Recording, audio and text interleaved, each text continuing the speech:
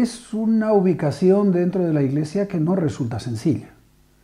porque hay muchos temas nuevos, de frontera, en donde la reflexión intelectual está en el filo de lo que para algunos al interior de la Iglesia Católica consideran razonable. Y entonces el trabajo intelectual propiamente dicho, siendo católico y participando en el mundo intelectual, no es sencillo, pero tiene algunos cauces que lo hacen viable y respetable. Por ejemplo, en el campo del desarrollo, nos encontramos con una avenida amplia para la participación intelectual, en parte porque dentro de la propia Iglesia Católica hay una larguísima tradición que ya recorre 3 siglos, desde el Rerum Novarum, por decir un primer hito clásico, en donde el tema del desarrollo, el tema del trabajo como problemática, nos coloca muy bien en las nuevas corrientes intelectuales sobre este tema. El papel de la subsidiariedad, viejo tema,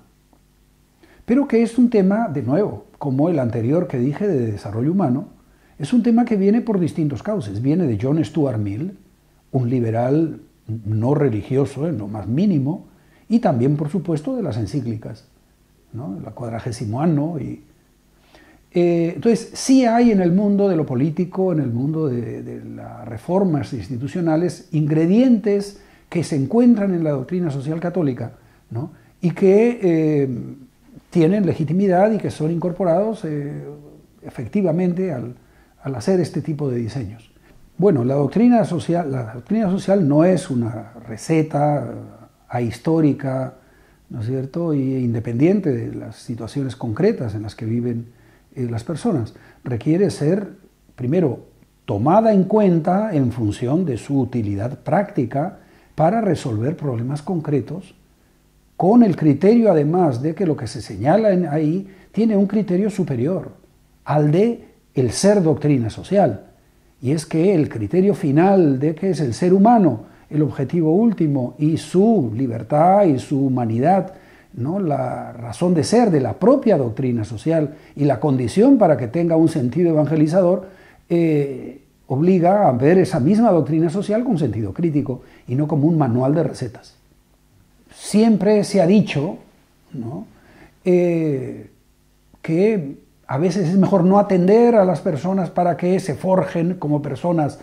digamos, capaces de luchar por la vida en circunstancias difíciles, que la vida es dura y que por lo tanto el apoyo, el amparo son aspectos degradantes de la verdadera naturaleza humana, ¿no?, porque los corrompe y los debilita para enfrentar la lucha por la vida en las circunstancias, digamos, más comunes, en las que esa lucha hay que darla. Bien, este tipo de argumentos tan populares, ¿no?, a veces hasta en la pedagogía familiar, entre padres e hijos, ¿no?, o en la pedagogía de los gobiernos, cuando hacen un paquete de ajuste económico, ¿no?, de reducción del déficit público,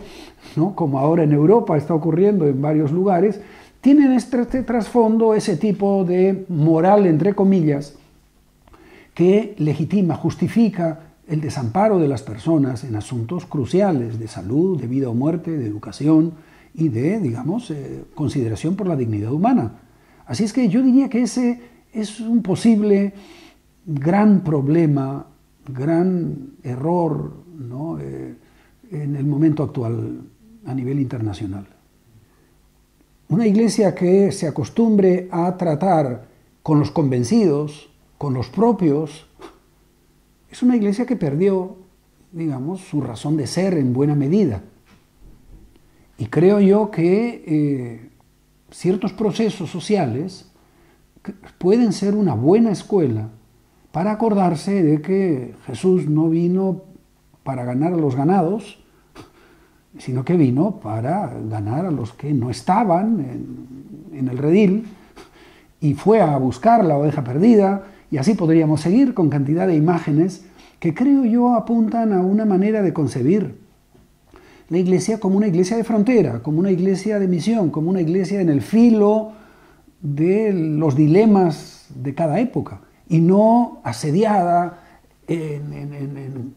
procesos angustiados de construcción de cohesión interna, sino con la tranquilidad necesaria como para aventurarse en territorios desconocidos, con confianza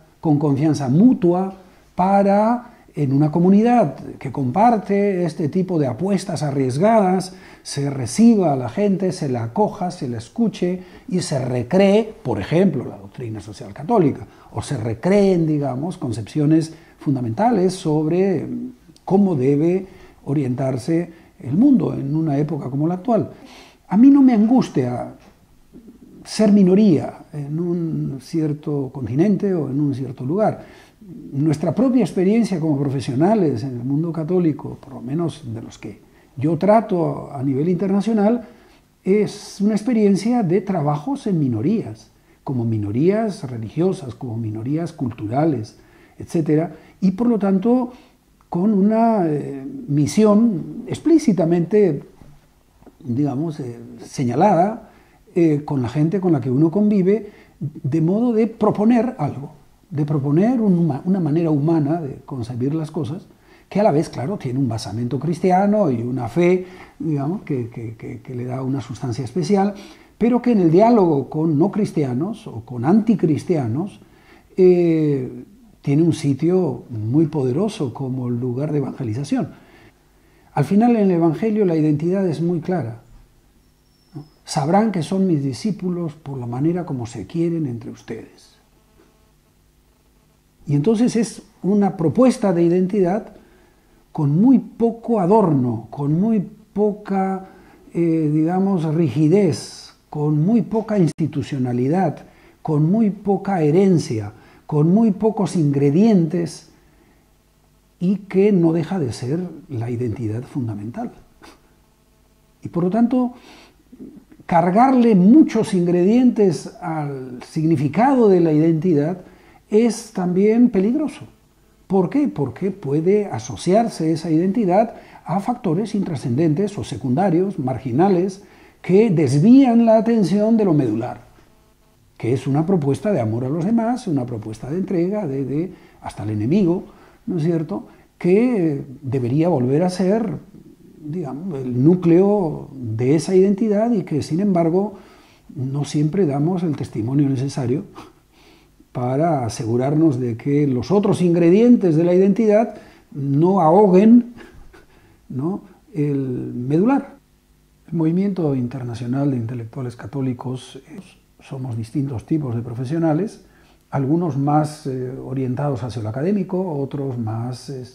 profesionales en la división del trabajo, digamos, del proceso industrial, político, burocrático, según los países. Los problemas son distintos. En América Latina estamos ante problemas vinculados a la política, en muchos casos, a la asunción de responsabilidades públicas y cómo ser cristianos siendo autoridad en situaciones difíciles. También estamos vinculados al mundo de los derechos humanos, porque hay quienes son abogados y optan por el pobre de esa manera.